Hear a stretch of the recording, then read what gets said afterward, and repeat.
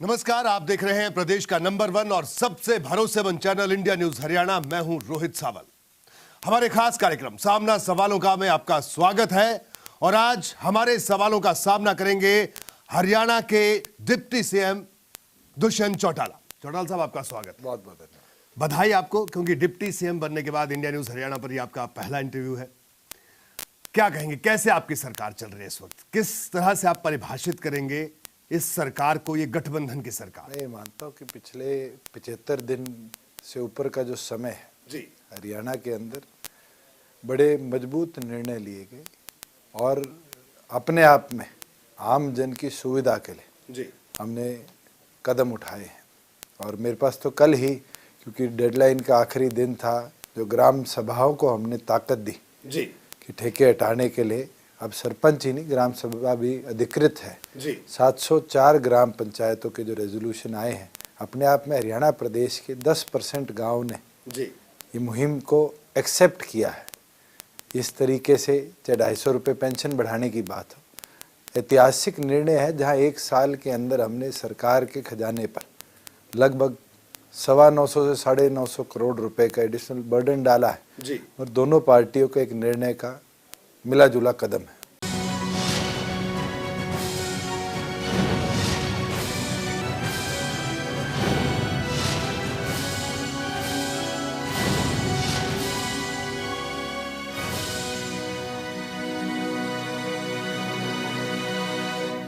नमस्कार, आप देख रहे हैं प्रदेश का नंबर 1 और सबसे भरोसेमंद चैनल इंडिया न्यूज हरियाणा। मैं हूं रोहित सावल। हमारे खास कार्यक्रम सामना सवालों का में आपका स्वागत है और आज हमारे सवालों का सामना करेंगे भारतीय जनता पार्टी के राष्ट्रीय महासचिव, राज्यसभा सांसद और हरियाणा बीजेपी के प्रभारी डॉक्टर अनिल जैन। डॉक्टर साहब, आपका स्वागत है। डॉक्टर साहब, क्या कहना आपका, अगर मौजूदा दौर की बात की जाए, क्योंकि इस वक्त पूरे देश भर में CAA को लेकर जो विवाद चल रहा है, उस पर क्या कहना है आपका? देखिए, सही मायने में देश के जो विपक्ष है, तमाम राजनीतिक पार्टियां, इनको मोदी जी से लड़ने का कोई मुद्दा नहीं मिल रहा है, तो ये इस नाम पर विपक्ष को एकत्रित करना चाहते हैं जी। और झूठ फैलाकर, भ्रम फैलाकर, गलत तथ्यों के आधार पर लोगों को बरगलाकर देश की में अराजकता का माहौल पैदा करना चाहते हैं, जिससे देश का दुनिया में मान गिरे।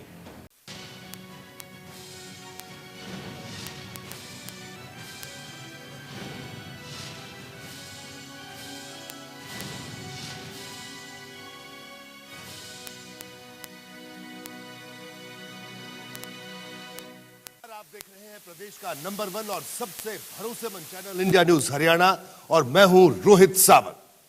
हमारे इस खास कार्यक्रम सामना सवालों का में आपका स्वागत है और आज हमारे तमाम सवालों का सामना करेंगे हरियाणा सरकार में कैबिनेट मंत्री चौधरी रंजीत सिंह। चौधरी साहब, आपका स्वागत है।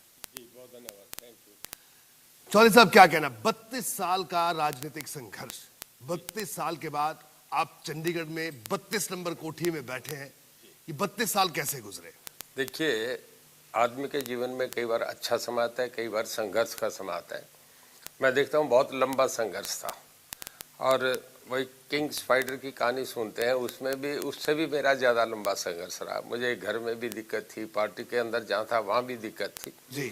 और उससे बीच से निकल के आया। मैं सबका धन्यवाद करना चाहता हूँ, खासकर मेरे दोस्तों का, परिवार का, जिन्होंने मुझे ऐसे तकलीफ के वक्त साथ दिया। और अब जब मैं चुनाव में जीत के आया हूँ, तब एक ऐसा समय आया कि मेरे सामने जितने उम्मीदवार थे, कांग्रेस ने मुझे टिकट से मना करा जी। और उसके बाद जितने मेरे सामने उम्मीदवार थे, सभी की जमानतें जब्त, एक भी नहीं बचा, सभी की जमानतें जब्त। जी। चौधरी साहब, ये बताइए कि हरियाणा में जिस राजनीतिक परिवार से आप आते हैं, चौधरी देवीलाल, और बड़ा सवाल है कि आप चौधरी रंजीत सिंह चौटाला नहीं लिखते हैं, क्योंकि नहीं तो अगर चौटाला लिखते तो आपको नहीं लगता कि एक राजनीतिक लाभ आपको जो मिलना चाहिए था या जो मिलता आपको? देखिए, दो बात से मिलता है।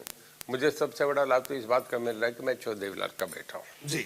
इसके बाद दूसरा जो लाभ मिल रहा है, मुझे लोग हमसे क्या एक्सपेक्ट कर रहे हैं, हम उन्हें डिलीवर कैसा कर रहे हैं। अगर उसमें मैं ठीक हूँ तो मुझे किसी रेफरेंस की जरूरत नहीं। अन्ना हजारे को कौन सा रेफरेंस था, केजरीवाल को किस बात था, उसका डिलीवरी का उसे मिल रहा है ना। तो मैं मिनिस्टर बनाऊं, मैं मेरा अगर ठीक परफॉर्म करूंगा तो मुझे इससे मिलेगा। पीछे बैकग्राउंड मेरी एक, मैं चौदेवलाल का बेटा हूँ, मुझे कोई चौटाला से चौटाला कोई डिग्री नहीं है, ये तो हमारे गांव का नाम है। पंजाब में सभी पीछे लगाते हैं, बादल बरनाला सब पीछे लगा रहे हैं। आपका गुरचंद सिंह टोरा था, टोरा पीछे लगाता है, ढींढसा था, वो ढींढसा अपने गाँव का पीछे लगाता है। ये एक चल रहा है, ओम प्रकाश जी ने लगा दिया, मुझे कोई इस बात में आपत्ति नहीं, मेरा गांव है, पर मैं कभी चौटाला नहीं लगाता था, ना कभी चौदेवलाल ने चौटाला लगाया।